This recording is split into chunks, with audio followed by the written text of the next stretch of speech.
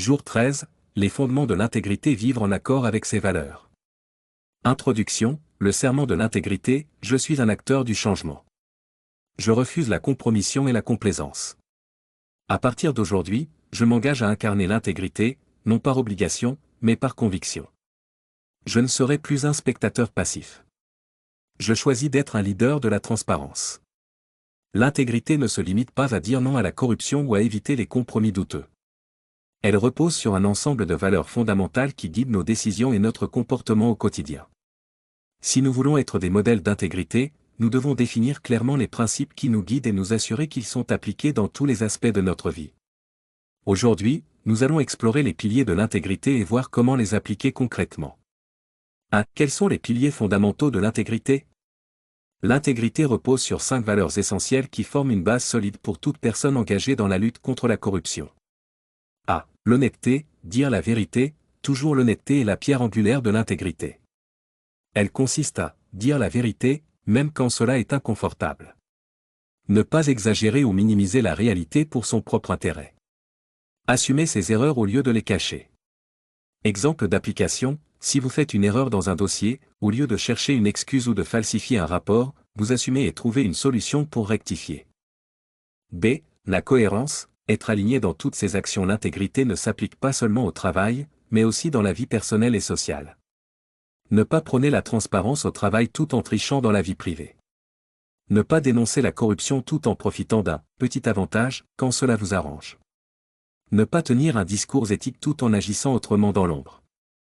Exemple d'application, si vous refusez la corruption dans votre fonction, alors vous devez aussi être honnête dans vos relations personnelles et engagements sociaux.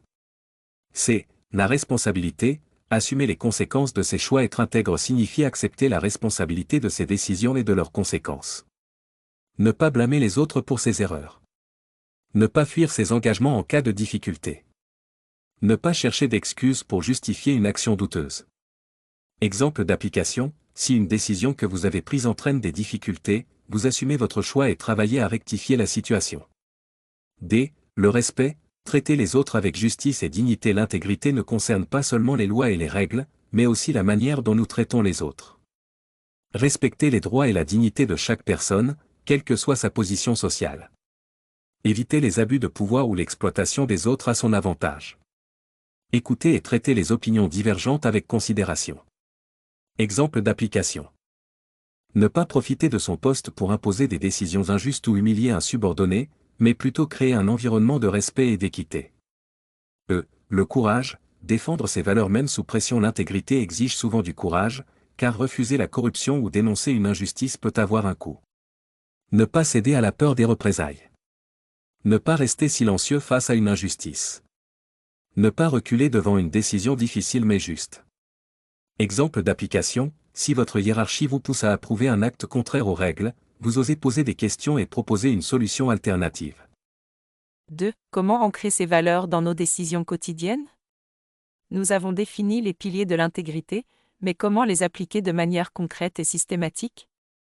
Voici 3 stratégies puissantes pour renforcer son intégrité au quotidien. A. Le test du miroir, se regarder en face avant chaque décision. Posez-vous cette question: si je devais expliquer mon choix à quelqu'un que je respecte, serais-je à l'aise de le faire? Si cette décision était rendue publique, serais-je fier de la défendre? Si la réponse est non, alors la décision mérite d'être réévaluée. B. La prise de distance. Sortir de l'émotion face à une pression ou une tentation, appliquer la règle des 24 heures, ne prenez pas de décision sous l'émotion. Prenez du recul et réfléchissez calmement avant d'agir. Consultez une personne de confiance si nécessaire. L'intégrité se construit sur des décisions réfléchies, pas sur des réactions impulsives. C. Le journal de l'intégrité, suivre son évolution. Tenir un carnet personnel d'intégrité peut être un excellent moyen de renforcer ses valeurs. Chaque semaine, prenez quelques minutes pour noter une situation où vous avez maintenu votre intégrité. Une situation où vous avez hésité et pourquoi. Une action concrète que vous prendrez pour vous améliorer. L'écrit permet de prendre du recul et de mieux analyser ses progrès. Exemple concret, l'histoire de Fatou, la fonctionnaire qui a fait de l'intégrité son guide. Fatou travaille dans l'administration publique. Son défi quotidien? Gérer des dossiers sans céder aux pressions extérieures. Un jour, un responsable influent lui demande de favoriser un dossier sans suivre la procédure. Elle ressent immédiatement une hésitation. Au lieu de réagir sur le moment, elle applique les piliers de l'intégrité, elle se pose le test du miroir: si cette décision était révélée publiquement, serais-je fier de l'avoir prise? Non. Elle prend 24 heures de recul avant de répondre. Elle consulte une collègue de confiance pour obtenir un avis extérieur. Finalement, elle décide de refuser calmement mais fermement. Sa posture claire lui vaut le respect de son équipe et elle est promue quelques mois plus tard pour son sérieux et son intégrité. Fatou a compris une chose essentielle: l'intégrité bien appliquée finit toujours par être récompensée. Réflexion personnelle: suis-je aligné avec mes valeurs dans toutes les sphères de ma vie? Est-ce que mes actions au travail et dans ma vie privée sont cohérentes avec mes valeurs? Ai-je déjà fait un compromis que je regrette? Pourquoi?